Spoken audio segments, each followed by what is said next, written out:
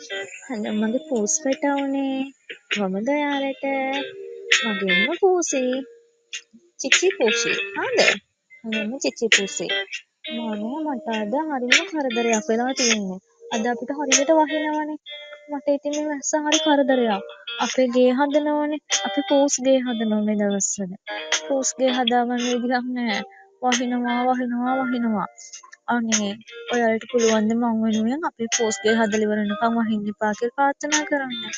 ඔයාලා හරිම හොඳයිනේ.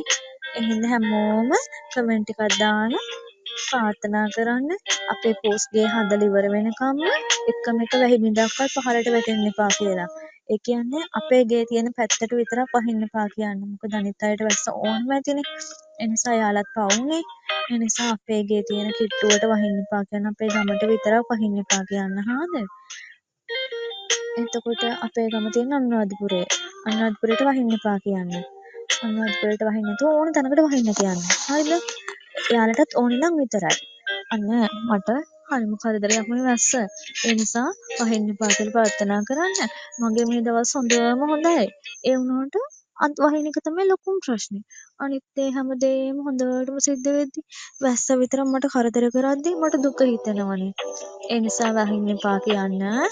අපේ පූස් ගේ හදලා පූස් පැටව ගොඩක් එළියට ගේනකම් වහින්න එපා කියන්න. හරිද? අනිවාර්යෙන්ම අපේ පෝස් ගේ හදලා ඉවරනකම් වහින්න එපා කියලා ඔයාලා ප්‍රාර්ථනා කරයි කියලා මම විශ්වාස කරනවා. ඒ කියන්නේ ඔයාලා අනිවාර්යෙන්ම මට කමෙන්ට් කරලා විශ් කරනවා. එහෙම නේද?